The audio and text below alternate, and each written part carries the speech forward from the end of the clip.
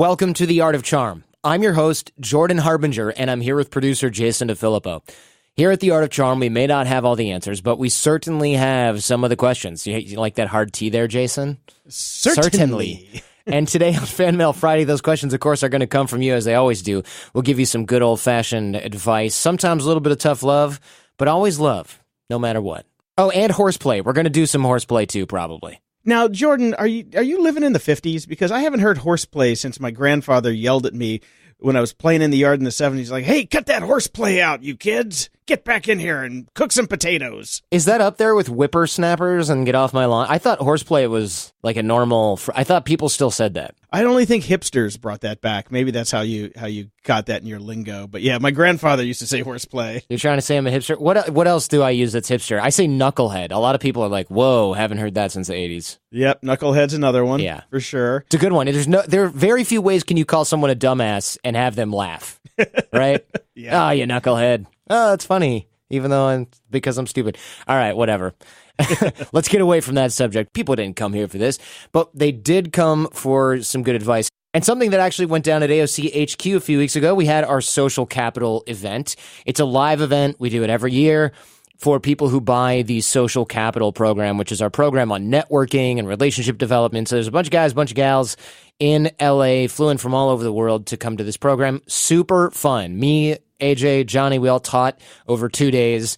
We did some really fun drills and exercises. We went out. We had a good catered lunch. Well, not catered. We have a chef.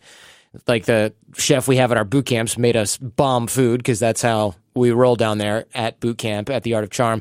And somebody asked me something about how they can get government bureaucrats to do something. This guy had flown in from Mexico, and he's in an industry. I won't mention it because I don't want to out anyone here.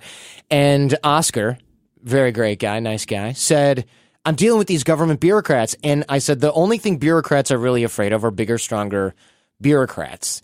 And the example that I gave was so popular with the audience, I wanted to give it here. Jason, I don't know if you heard about this. I've been having, in the past, problems with TSA stealing my luggage. Have you ever had anything go missing because of TSA? I haven't, but I had a friend who lost several $1,000s worth of camera gear because somebody went through his luggage and just pulled it out and put it back together like nothing ever happened. But it was just 10 pounds and $10,000 lighter by the time he got to baggage check. That's terrible. And I don't know, did that happen in America? Because that's pretty brazen. He was going to Newark Airport, and when he landed, he got his luggage, and it was his brand new Nikon went on walkabout. That sucks. And people have this happen all the time. I mean, I've had dumb stuff stolen where I'm like, that's gone? That isn't even worth anything. They're going to find out that this is something that only works with this. You know, they'll take like a dongle. I'm thinking you're morons. Okay. You know, come on, people. But I've had people remove things like, back when I was in my 20s, they stole a hookah, which I don't even do anymore. I've had other weird battery chargers and stuff stolen. And look, I know what people are thinking. You just lost it. No. I put it in. I zipped it up. I might have even used it right before I got there, shoved it in my bag. And there's no note. There's no TSA took it because it's a hazard. It's just gone. And it was at the top of my bag. So I decided, and I tried to file complaints. Good luck there. Oh, good luck. Yeah, it's just like, oh, not going to happen. And I've had them break stuff like, hey, my laptop had a screen before I went through here, buddy. You know, won't be checking that again. That was my own dumb fault. Who checks the laptop? I'm an idiot. I was going to say, yeah, come on. Nah, but it was broken in a way where it was like, okay, this was set on a table and then knocked off the table and then put back in the bag. I mean, this didn't get banged around in the bag. But nobody can help you, and they'll just take the locks off if you lock it. So what do you do? And so I asked a bunch of people for this, about this, especially cops and law enforcement, and they said, you know what, I never had this problem. And I said, well, of course not. You're a cop. You know, you probably have all this cop stuff in there. And then it was like, ding. And so what I did was I bought a DEA jacket. It just says DEA. It doesn't say police, nothing. It's not even legit. I don't know. It's a freaking Halloween costume. It's one of those like crappy satin snap-on, raid jackets that you would get for your kid on Halloween or something. And I like put a 30-cent windbreaker. By the way, the company that sells these galls is a law enforcement supply company. And look, don't pose as a cop or a law enforcement agent of any kind. If you do, I hope you get arrested. But it's not illegal in any way to have something in your bag that you never wear for any other reason. Please. to scare off, jack off robbers or people that are going to go through your stuff. And so I take it, I fold it neatly with the DEA logo facing upwards. So when you open the suitcase, it is unmistakably the first thing that you see. And this is like, I have never had any issue at all after this, because I can imagine some 25 grand a year, or even whatever. This, a lot of people work for TSA are young. A lot of them, this is their first job, or they're getting back into the working world from something else. It's at the lower levels of baggage search. It's not exactly a career that's in demand here. So these guys are thinking, I could rob the other 300 people going on this flight, or the other 1,000 bags I'm going to check today, or I can grab something from this DEA guy's bag. It's like, what do you think is going to happen? And they don't go, this is a $12 jacket from Gauls. They just go, it's not worth it. The risk calculation in their heads is just like, ding, nope, next. If there's nothing in there that's sketch, next. And I just want to say that a lot of these guys aren't actually TSA. They are airline employees who are just basically what we call throwers, who take your luggage and move it along. So what they do is they take a Bic pen and stick it in the zipper, and then you can spread it apart, open it up, pull anything out, and zip it back up. Common thievery technique, if you didn't know that. Try it at home. It's pretty fun. Yeah. My tip, though, and this is an old one. This came from Bruce Schneier, security expert, back in like 2010, I believe. 2010, 2012. His trick was put a starter pistol in your luggage and claim it when you check your bags. Because what happens then is the airline puts special tagging on it and special tape to make sure that it wasn't tampered with during the flight. Because a BB gun, a starter pistol, or an airsoft gun, you have to check. And they have to treat it just like any other firearm. So for like $15, you can go buy a cheapy starter pistol at the sporting goods store, throw it in there, and have them, put the red tape on it. It has to be packaged like a normal gun, though, so you do have to have it in a hard case. There's going to be a link in the show notes that is from the TSA, that's travel tips on how to travel with firearms, and they show you exactly what you have to do, but nobody's ever going to touch your luggage again. I would say that's a really good idea and a cheap insurance policy. If you have kids, skip the starter pistol. It's just too irresistible. Stick with the jacket, $15, $25, whatever it was, of insurance against baggage theft. But you're right, yeah. If you're not traveling internationally, you can do the starter pistol. If you're traveling internationally, stick with the jacket only, because you don't want to deal with trying to get a gun into Heathrow because you forgot, right? Yeah. Because you leave it in your luggage and you've never fired it, right? Like, make sure that is not a thing that you forget about in there, floating around in there somewhere. Because if you forget to declare it, you're in trouble. The jacket, you can always get away with it. Yeah, definitely. Even with an airsoft gun that's plastic, you still don't want to be. Oh, yeah, I forgot about that in there. Yeah, I forgot about that. Oh, go ahead and throw that away. Sir, could you please step in here with me? Thank you. Yes, for the next 12 days. Yes, your vacation is shorter or quicker, depending on how you look at it, doing less traveling. All right, let's get into Fan Mail Friday. Jordan, I'm a 24-year-old straight female living in Baltimore. I'm single and have been using dating apps and sites off and on. One of my biggest pet peeves is when I start talking to someone and it becomes an interview. They don't even throw out a "you?" at the end of their answers about their work, schooling, adventures, or hobbies. It becomes one-sided and hard for me to continue a conversation. Is there a way I can encourage guys to give a little more back? Is it justified to just blow them off and find those few people that can provide a little more back and forth? Is there another way to approach this pattern? Thanks for your help. Gabby wants some gab. Love the name there, Gabby. Oh, wait, that one was mine. This is funny because I can understand why. I can just see myself doing this. Talking about myself and being like, this is great. This went so well.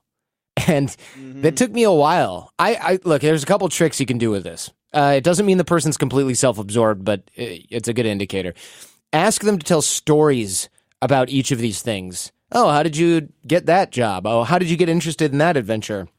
How'd you get started with that hobby? It'll get them talking more. I know this is counterintuitive, but they'll usually notice that. Somebody who's normal will say, oh, I just feel like I've been talking so much. What about you? I'm sorry. If they don't notice, then remember that they probably think you're amazing and you're so interesting because you're so interested in them. Gabby's probably really good at making people feel great. And she's probably really popular because of that. And but look, I don't blame you for wanting others to take interest in you as well, especially on a date. That's usually a pretty good sign. So yes, You should be screening for the people who provide a little more back and forth.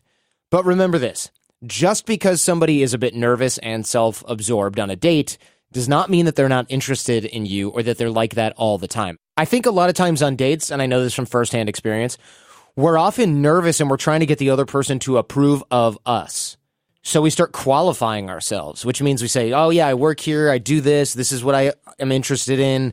They're letting you screen them. It just seems like a one-sided conversation and that they're really selfish, but really, they're actually letting you screen them. They want to see if you approve of them. Does that make sense? It does, but it seems to me that she's asking about more on the side of the apps and the website. So I think this is the pre-date run-up, where guys are like talking to her on the app and they're just saying, they're just giving their qualifications like a resume and not even asking about her and giving a back and forth. Okay, I didn't pick that up, but you may be right. Maybe she is talking about just inside the app. Okay, this is a controversial thing here, but I'm a fan of just meeting up in person, and I know that guys and gals think differently on this some of the time, but here's my logic. You can talk with somebody for 12 hours in a dating app or longer, and you can meet up with them in real life for the first time. And I'll never forget this, years and years ago, like a decade ago now. I met this girl online. So funny. We had tons of fun talking with each other. We used to do these movie dates because I was so deep into Art of Charm. I was working constantly. So on late at night, she was in a different time zone. I could just chat with her on the phone or on Skype, actually, while watching some movie that we both downloaded. And we would just talk through it and hang out and chat. And it was so fun. And I thought, this girl is so great. And then I flew up to visit her, and I was immediately not interested anymore because I just couldn't do it. It just was not my type at all. And it's not like I didn't know what she looked like. She didn't lie in her pictures. It was just one of those things where I just thought, like, oh, she's pretty. She's exactly what she looks like. The personality is still totally there. There's just absolutely zero chemistry, kind of, right? Maybe, or there's 10% chemistry or 50%, but it wasn't enough to keep me interested for that much longer. And I just ended up staying friends with her, but she was really hurt, obviously, as a result of this. And that friendship went down the drain because she had different expectations. This is an extreme example, but I would say a lot of people spend so long talking on these apps. Bear in mind, if you're talking with some guy on this app, he doesn't really know if he's interested in you. So he's giving you a chance to learn about him and see if you want to meet up. But man, there's so many people talking in these apps that it doesn't really make sense to engage and invest 3 hours in it. And I'm wondering if Gabby is new to dating apps, where she's like, oh, I just started a couple weeks ago, and of course I'm interested in talking with all these people that I'm interested in. And if you've been on these apps for months and months and months, you're just like, here's my thing that I say. If they answer, cool. I try to meet up within the same week. If there's chemistry, rinse and repeat. If not, ghost. And that's how these apps work. So it almost sounds to me like if she's only talking about in-app stuff, she's probably putting in way too much effort before actually meeting up with somebody. And I understand this because if I were a single female in Baltimore, I don't know if I'd want to meet up with strangers all the time before having a good get-to-know-you chat.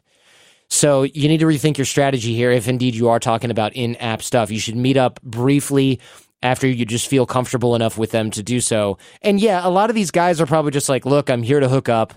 I don't care about your hobbies. And that's how you're going to screen for somebody who's interested in more, because they might actually take the time of day to do this.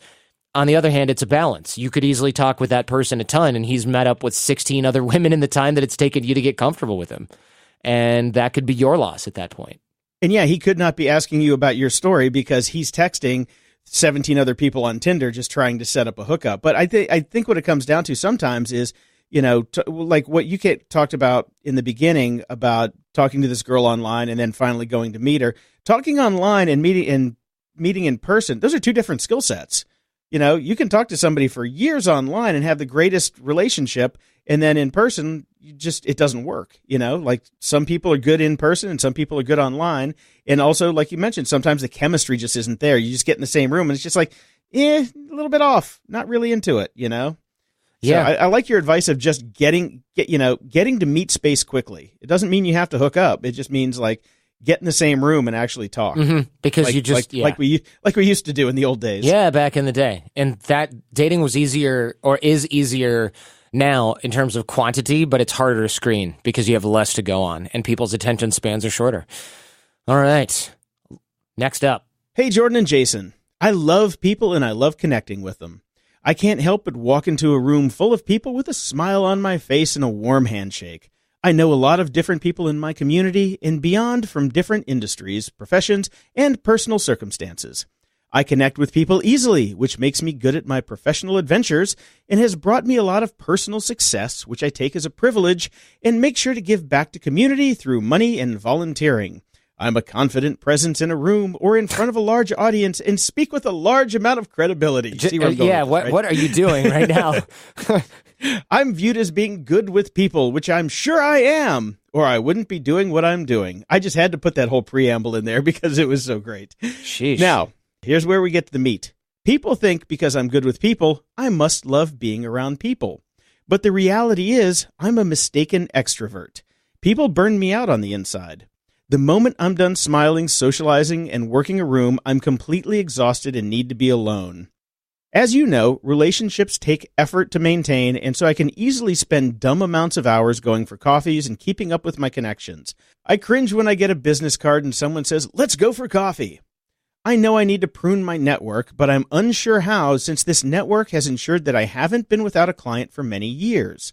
Fellow professionals are amazed I'm never out of work, and I believe that's because of having kept my relationships alive and well. I moved towards holding group events and connecting people within my network with one another. The first one is coming up, and it'll be interesting to see how it goes. The small group part of the evening sold out within a day, and the free-for-all afterwards is filling up. But this only mitigates and doesn't avoid the problem of my network being too large for me to effectively take care of with my current tools. So a few questions you might consider. First, I know I need to prune the shrub on this network, but where do I begin? Some of these people are like the ham sandwich my mom made for my lunch as a kid, and I'd rather it molds in my locker than get thrown out. That's okay. A strange analogy, but we'll go with it. Second, are there some approaches I can use to maintain my large network, but focus on the more meaningful relationships first, while simply maintaining the others? And third, perhaps I'm not leveraging my network enough to provide value to others and myself. Rather than shrink it, perhaps I need to increase the value from it, and if so, any thoughts on how to do that? Much appreciated. Mistaken extrovert. Wow. Okay, speaking of qualifying yourself, I feel like this guy really went to great pains to make it known that he is actually good at this, but an introvert. I got it. Yeah, we get it. You're really good with people. Yeah. No, I understand, though, because he wants to be clear that he's not afraid of people, that he's not actually that shy. It takes a lot out of him, and that's fine. That's normal. A lot of introverts do the same thing, myself included. It's a natural case of introversion and the results on the results, how that manifests itself socially. Introverts are just as good, if not better, socially. It's just that they don't feel relaxed and energized by doing it. They feel whipped by doing it. So congratulations, you're really good at playing social and being social, and it's not fake, but when you get home, you're beat, and that is completely normal. And you build it up like a muscle, by the way. The reason I put this in here is because I want to point this out as for people who are sending us questions in the future. That was a lot of qualification up front, talking about why you're an introvert in an extrovert's body, as it were. The questions have absolutely nothing to do with extroversion and introversion. I noticed that. You could literally skip the whole beginning. We could, but I wanted to point this out for people who are sending in questions to kind of say, "Hey, let's get to the meat of it." Yeah, because sometimes we have to let the peoples know that let's get to where we got to go. No problem. Let's get this train on the tracks. Let's get the train on the tracks. Exactly. So the questions have nothing to do with that. I wanted to make a note about that, though. I think a lot of introverts think, "Oh, since I'm tired after this, I shouldn't do it." It's kind of like saying, "Well, since I'm tired after working out, I should stop doing that." No, that's not how it works. Here's how the questions are easy enough to answer. Use contactually. I know I talk about this a lot, but it is great. If you want to prune the shrub on the network, contactually is great for doing that. It's also great for putting people in buckets. They've got the bucket game, and I know I talked about this recently. You get your email contacts flying across your screen, and you hit X for get rid of it. It doesn't delete your email contact. It just doesn't bucket it. And then you put them using keys into other buckets. And what these buckets are like things like follow up every 90 days, former guest on the Art of Charm podcast, personal friend, And these buckets have different timers on them. And the timers are like 21 days, 90 days, every 6 months, once a year.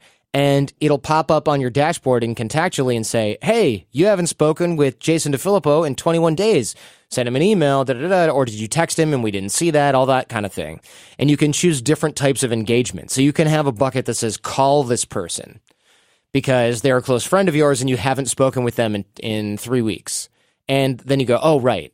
And so you end up with these different buckets for different actions in different timelines. Email versus text versus call, depending on how close you are with the person. Email, less close. Text, medium to neutral. Calls for people that you know will be interested in talking with you by phone. And this also makes a lot of sense to have different people at each level of your network. In Social Capital, and at theartofcharm.com/social, by the way, this is our flagship sort of development of relationships, networking product, whatever. This is the product where we did the live event last week. In Social Capital, we talk about connecting people in the network to each other. So it sounds like part of why you're exhausted is you feel like you have to go out for coffee with these people. You have to really commit to helping them. You don't have to do that. Connect other people to each other. If you know somebody who's starting a business and needs a website and you also know a graphic designer, use the double opt-in intro. I've talked about that before, and if you don't know what that is, you can find that also in Social Capital. Do 1 intro per week, then move up to 3. And I know you're thinking, how am I going to find 3 people in my network that I already know who need to meet up with each other? The actual purpose of this exercise is you have to rack your brain to do it. And so you start figuring out how you're going to knock out those 3 intros, racking your brain to connect spokes in your network. That's how you develop the reflex of thinking who you can connect to whom, right? Oh, okay, I have to do 3. Oh, right, this person's starting a business. Who do I know? What happens when you need to start a business? Oh, right, you need a website. Do I know a website designer? I do. Okay, ... Let me reach out to these 2 and see if that's going to work.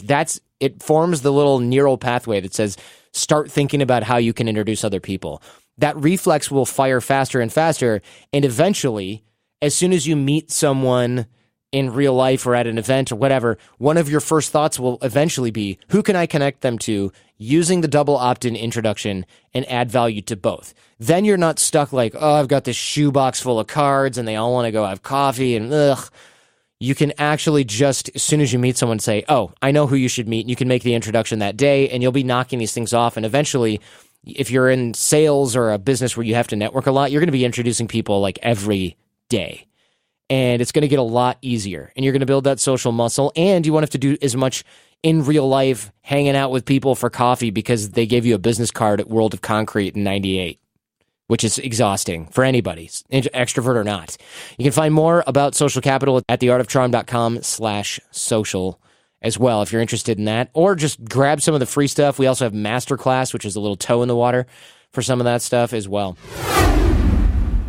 This episode of Fan Mail Friday is sponsored by HostGator. Here on the show, we teach you how to be a top performer in life, in your relationships, and at work.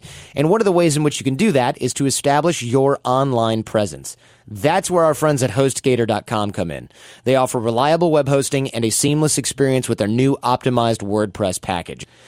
The best part is that HostGator will handle all the backups, all the security, all the software, all the plugin updates, which will allow you to focus on your content.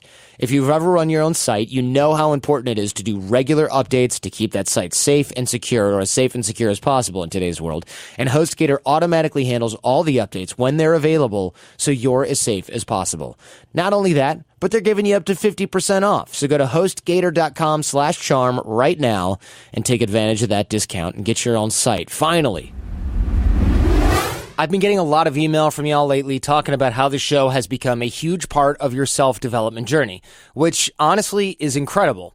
And a lot of these emails also include a really important question that keeps coming up, and that question is, how do I stick with it? How do I stay committed to my goals, especially when things get tough? There's only one thing I know that builds that kind of resilience, and that's a serious shift in mindset, habits, and accountability, all of which are a huge part of our live residential program.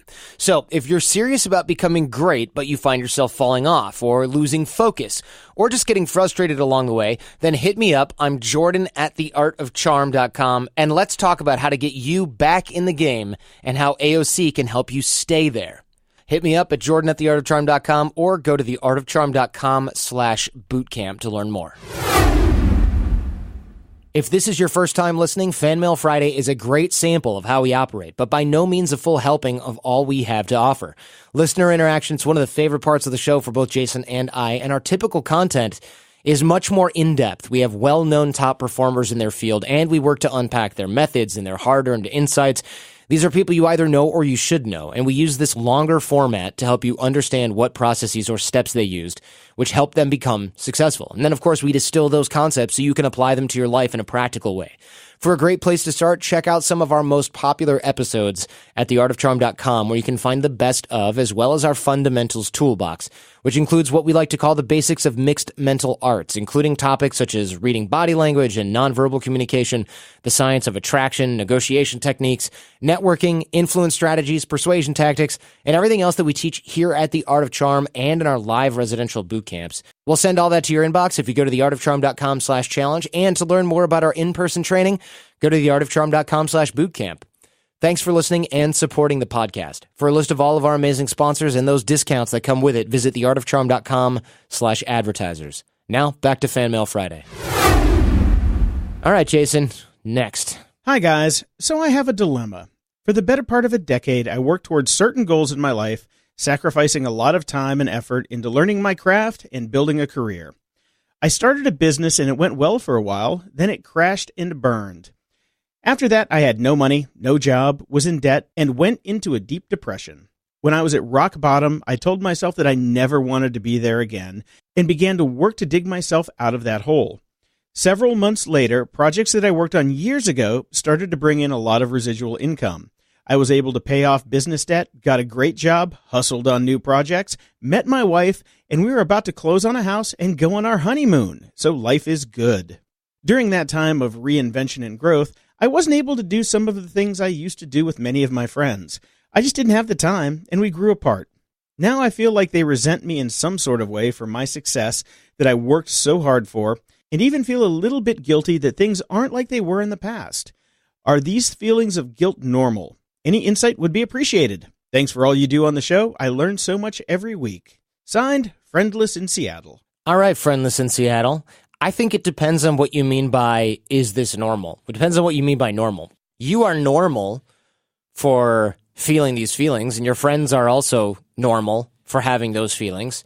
It's well within the range of normal. I would ask, though, how do you know they feel that way? I think this smacks to me of internal dialogue, where it's like, oh, my friends aren't calling me as much, they must resent my success, when really, you haven't hung out with them in a year, so maybe they're just thinking, well, Friendless in Seattle's kind of busy, so I'll let him call me when he's done with his thing. I know he wasn't feeling so good, and he was working on his business. Does he maybe resent their lack of success? Yeah, that could be it too. Like, oh, they resent me. Why? Well, they're kind of short with me. Well, you've ignored them for a year. Are you sure it's that they resent your success or that they feel like you ditched them? There could be a few reasons going on here, you know? You might. Definitely. That's what I'm saying. I know people create stories in their own heads. This could be a story you're creating in your own head. Have you spoken to them about this is the key. If someone says, I resent that you're successful, or treats you poorly and is like, why don't you go home and hang out in your fancy house? Then there's a pretty good indicator that they resent you. But if they're not talking like that, then I don't know. I'd love to see the evidence here. However, I do propose a solution to getting past this if you're interested, which is I think you should have one-to-one meetings with each of these people that you care to have back in your life. You can do it over coffee. You don't have to do it over drinks. You don't have to do it over a meal, whatever. If you want to, you can keep it low commitment. If you think it's going to be better for them and you and they'll show up or whatever. And explain your issues. Explain your depression. Explain your struggle if you feel comfortable sharing all of those things. And if they resent you for that, then that's fine. It's on them. It doesn't make them bad people, but it also doesn't make them very understanding people, I would say. And even if you did neglect them and they do resent you for it, then it's okay. You've outgrown each other. That's kind of what that means, actually. And I think most people would understand where you are coming from, even if they don't trust you right away on this. I think these friends, these former friends, whatever, might be like, well, you know, you've been gone for a while, and you are going to have to do some work to be proactive in these relationships to get people back in your life. But I think a lot of them might understand where you're coming from, and a lot of them won't, and oh well. You know, you made some choices in your life. It sounds like they were the correct choices for you at that time. I can't say I would do anything different anyway. I would definitely work my way back up, meet the girl of my dreams, get married, and then worry about other things later, probably. And now you get to enter a phase where you try to repair the collateral damage. Collateral damage doesn't mean you did anything wrong. It just means something suffered during the process. So in other words, I think you're both right, and you've made your bed in your own house with your new wife. Congratulations. And now you work together to make that bed more comfortable. And if your friends want to jump in that bed, great. Then if not, that's fine too. And oh my God, I've ruined that analogy pretty bad. I was going to say, that escalated That quickly. escalated quickly. But I hope this is helpful, and congratulations on pulling yourself out of a tough spot. Really, that's more important, I think. I wouldn't second guess the choices. It sounds like you did the right thing. Now, could you have maintained those friendships during that time? Yeah, maybe. But you didn't. So I wouldn't worry about it. All right, let's talk to this next guy who has the brilliant idea to ask out somebody he sees every day. Hey, Jordan, I love the show and have been implementing the advice one piece at a time. One piece of advice that has turned into a passion was improv classes. Since you recommended them, my life has only gotten better.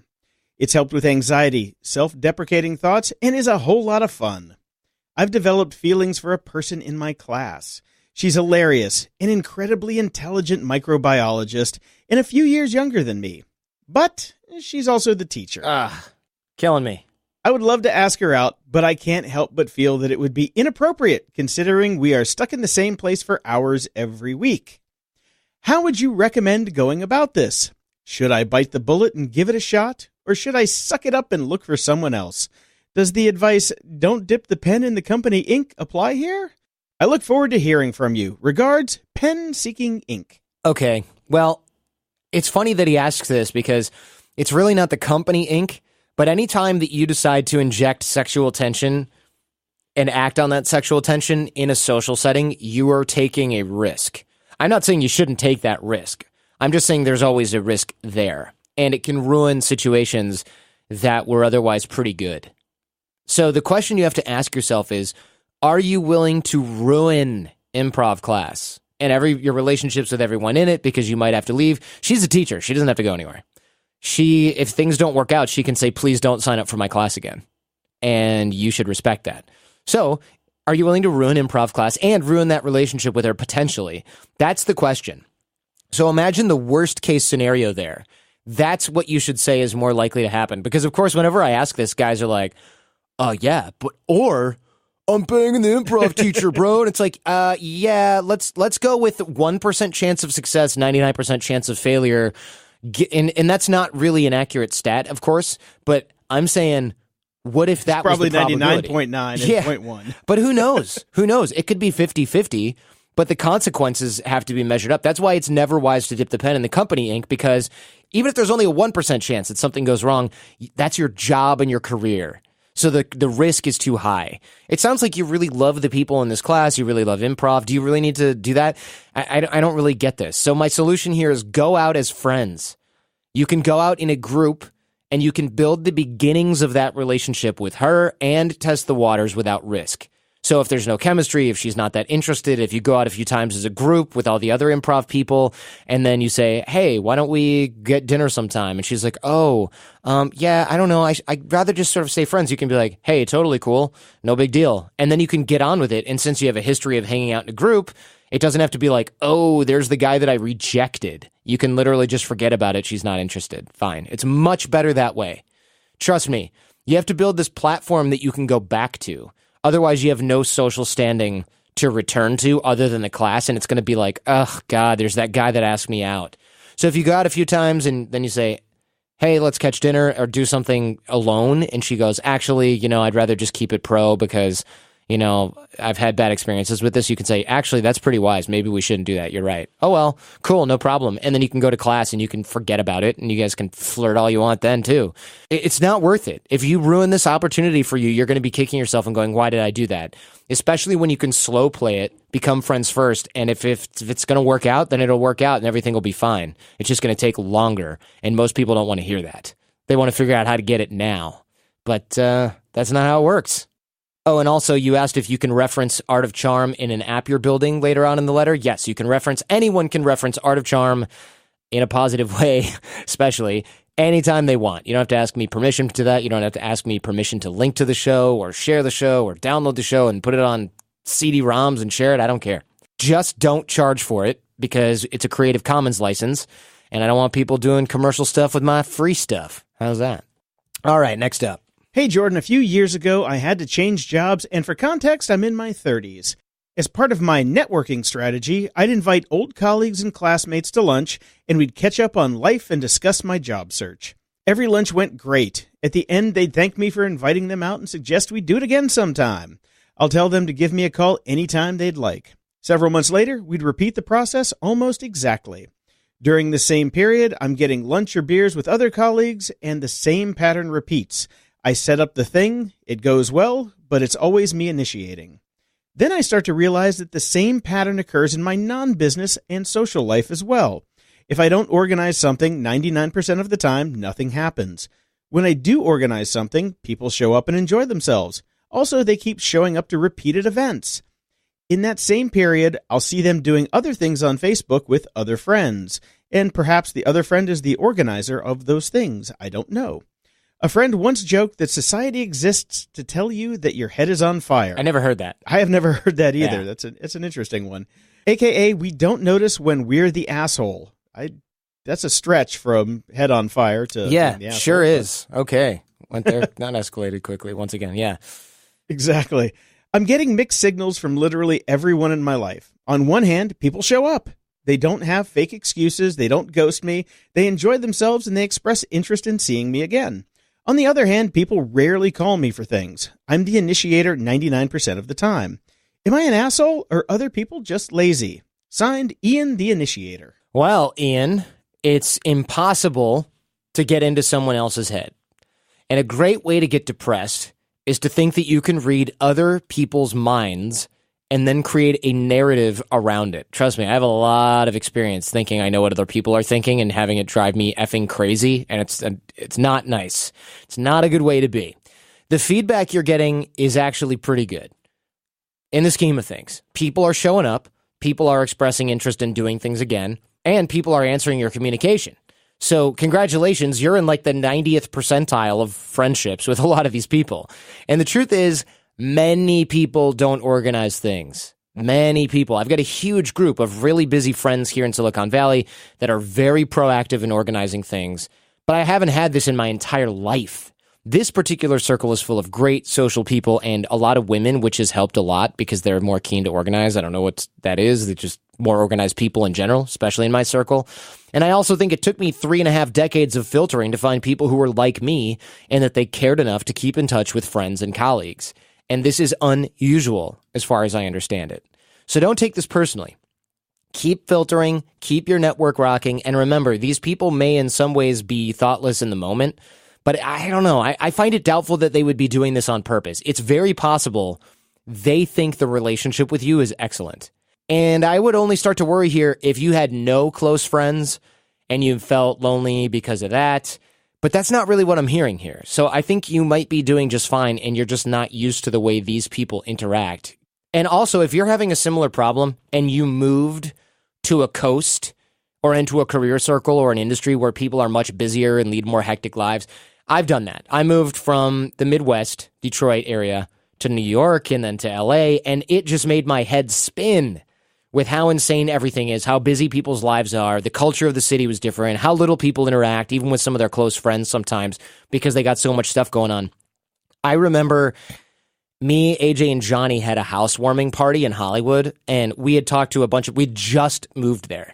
And all of these people had taken us out to dinner and done things separately, and we're like, let's just invite all these cool people to a housewarming party. I invited a bunch of people. One of them showed up. The rest of my friends were like, hey, I'll take you out sometime, da-da-da. The other guys, no one showed up. We invited like 25 people, and one or two people showed up. That was it. And it's typical Hollywood. I was going to say, this is Hollywood, man. The fact that 1 or 2 people showed up, that's a win. Yeah, that really is a win. It is so hard to get people out in those big cities to actually get off their butt on the weekends. I forgot all about it because we were so new and green, and we'd been hanging out a lot, so we just thought, like, wow, we have a lot of friends. And we did have a lot of friends. They just couldn't make it to one thing, but we saw them out all the time, and they would call us and we would hang out and make plans. You just couldn't get a volume of people to do it.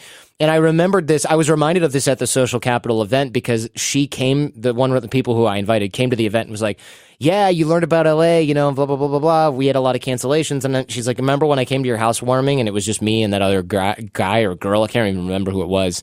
And she couldn't either. And we were laughing about that because I just thought, oh my God, what were we thinking? Having a housewarming party and inviting, what were we even thinking? And we just felt like such losers because this is like 2009 or whatever. So long ago. We just had no idea of the flake factor in Hollywood. It was so insane. That's a rite of passage when you move to Los Angeles. When you invite people to your barbecue or your party and nobody shows up, you get to learn what the excuse matrix is. Because everybody has their own excuses, and then you can tell later on down the line when people are lying to you because they just don't feel like leaving and sitting in traffic. Yeah. It's so funny. And I get it. I definitely was one of those people in LA, except for instead of just not showing up, I would go, hey, that's really far, so I don't think I can make it. It's going to take me like 90 minutes to get there. Is it important to you? And if they're like, no, it's cool. It's a birthday thing. A bunch of my friends are coming. I just thought it'd be fun. And I'm like, it does sound fun. But in order to go there and then drink and then I get back, I just can't do it. And they go, yeah, no problem. Cool. I just wouldn't lie and go, yeah, totally. And then never show up because I feel like it's such a dick move. That's the sign of a mature Los Angelino. When you just say, nah, I'm not going on the 405 that time of day. Exactly. Have a good party. I'll see you next time. I learned that living in New York. Hey, I'm having a party. Where is it? It's in Brooklyn. It's in Brooklyn on a weekday. Not doing it. It's just too far. I can't do it. Jersey City, no. And you become this location snob, and it's not really snobbery. It's I'm not riding the metro that far at that point and coming back at night. It's just a pain. Or dangerous. I love you, but I don't love you that much. And usually people don't care. What they do care is when you go, yes, I'll be there, and then you flake. It's just better to be honest. Trust me on that one. Jeez. All right, let's go to the next guy here who wants to learn how to close a sale. Hey, Jordan, longtime fan. I've been listening to the podcast for almost 3 years now, and it has been phenomenal. I've tried taking many lessons and applying them to my own personal life, and it has helped me in more ways than you could ever imagine. My dilemma isn't personal, though. It's work-related. I work in sales, and recently I started a new job, and it's great. The opportunity is fantastic, and I'm learning so much. But my problem is that I'm struggling to close sales. I haven't had this obstacle before, and for a long time, I even identified as the guy that closed sales. I'm in a new environment with a different caliber salesperson, and maybe I'm just feeling insecure. Do you have any tips on how to close a sale? Best regards, Guy Who Can't Close. All right, Guy Who Can't Close. Very original, but he does have a foreign name, so I don't expect too much wordplay when I see that. I learned sales the hard way, and I got really good at it. I know it sounds arrogant. I don't care. I sold millions of dollars worth of products. I learned sales by listening to crappy quality, not quality of information, crappy quality in terms of this is a MP3 version of a cassette tape that had been in a drawer for probably 2 decades. There's this guy, Tommy Hopkins. I don't even know if he's still around. Tom Hopkins goes by Tommy Hopkins. And I think he was like a typewriter salesman or something. And his anecdotes they're so useful and they're on cassettes. And I can't remember how I got them. I got them off of BitTorrent. I literally had to steal them because you could not order them anywhere. They were impossible to find. They were so good. And then Zig Ziglar tapes on sales. They're very basic, probably for an advanced sales guy, but I find a lot of salespeople don't understand a lot of Zig Ziglar's sales basics. Those are easier to find. They're very affordable and overlaps with the Art of Charm content a lot. So if the way that we do things here resonates with you, Zig Ziglar, as old as that stuff is, it is very, very valid. He was kind of one of the original help enough people get what they want and you'll get what you want kind of guys, which works great for sales. There's also some more modern stuff. I love this show for salesmen. It's called The Brutal Truth on Sales and Selling. I've been on there. I've had those guys on Art of Charm before. These guys practice what they preach, and they know what they're doing. They do a great job. They're in the field. They're not just like, hey, we create media for salespeople. This is an actual salesman. A lot of the episodes, I think, are recorded in his car on the way to sales calls. I spent a lot of time absorbing all this stuff. I spent a lot of time doing phone sales and selling in person. And I got, like I said, really good at it. I sold millions of dollars in product. And this is a process where practice makes all the difference. You just can't learn a bunch of academic stuff about sales. You got to learn why are people saying that? What do they mean when they say that? When they say this, what does this mean? Does it mean what they say, or is it a different kind of signal? And you can also hire sales coaches. Although I don't have any personal recommendations, most of the guys I see teaching sales now on YouTube seem like total clowns. I'm not going to mention any names there. But I would start with Brutal Truth and look around for Tommy Hopkins. You might find digitized cassettes someplace or borrow from an old sales guy. You can also take a Dale Carnegie sales course if you can find a franchise that teaches one, but that was super basic. If you've never sold before, Dale Carnegie sales course, not a bad place to start. If you've been selling stuff for years and you're going up in the ranks, you might find it a little limited in scope. But sales is one of the best ways to get to know how people tick. That's why there's so much in this show, the Art of Charm podcast, that overlaps with sales skill sets, because, man, I'm telling you, this stuff is so powerful. I don't know if there's a more powerful skill set for sales other than the Art of Charm, and I don't know if there's a more powerful skill set for learning how people tick than sales. Does that make sense, Jason, or is that confusing? Yep, that totally makes sense. And coming from a sales family, that's kind of why I resonate with what we do here at The Art of Charm. Yeah, I mean, you can be a salesman who knows how to do high pressure and stupid stuff, and you see these guys on YouTube like, I called this guy 87 times, and he finally... That everyone hates those people. They don't get repeat business most of the time. You know, it's just like this annoying... They get sued a lot for harassment. It's just stupid. You're not going to do that in retail. You're not going to do that anywhere if you want long-lasting relationships and repeat business. So learn how to sell through relationship. There's a lot of relationship sales techniques that are going to be so good for you. So a lot of resources there. Let me know what you think. Definitely start diving into that stuff ASAP. And documentary of the week, Jason, man, everything I watched this week just sucked. I can't recommend anything that I saw this week. Yeah, it's kind of the same here. I watched The Science of Fasting. These are my Netflix recommendations, because when you go to Netflix and you go to documentaries, sometimes there's things that look interesting and then you give it a shot, but from the artwork or the description, you kind of know that what you're getting into is just kind of half-assery. So I tried The Science of Fasting because I've been a faster for 20 years, and it was okay. And then I'm like, okay, well, you know, Kim Jong-un was in the news that day, so I went and I watched this documentary called The Bomb, which is the history of the nuclear bomb. It was really good for the first half, just going through the history of how we got there with the Manhattan Project and all that stuff. Very, like, you know, cursory top-level stuff. There were a couple of things that I'd never seen in there before, but in the end, it definitely didn't really hit home for me as a history buff, and missed a bunch of stuff that I already knew. And I'm like, if I know it and it's not in there, then it's really not that great of a documentary. So they're not great, so avoid them if you see them. So this is our cautionary tale episode of Documentary of the Week. Yeah, I think there's something to this. I can't recommend. I was trying to do like, hey, let's pick something non-mainstream, and ended up watching some documentary about this girl who's from Russia, and she filmed her friend being sexually assaulted on Periscope, and I was just like, yawn. It was gross, and I also it was just like a downer, and I didn't learn anything. Yeah, it was weird. Yeah, and honestly, for the past 2.5 weeks, I've been binge rewatching Battlestar Galactica from the beginning. Nerd alert. All of the extras, so kind of, you know, I've been in the BSG cloud, as it were. Right. You know, get back to work. That's all I have to say. This has all happened before. It'll all happen again, is all I have to say. Oh, my goodness. All right. Well, I hope you all enjoyed that. I want to thank everyone that wrote in this week. Don't forget, you can email us Friday at theartofcharm.com to get your questions answered on the air. I keep everyone anonymous. Of course, you can make up your own funny name, or we can do it. A link to the show notes for this episode can be found at theartofcharm.com/FMF146. Quick shout out to everyone who came to that Social Capital Mixer down in LA. Like I said before, that ticket comes with the Social Capital program. It was really fun meeting all the folks there.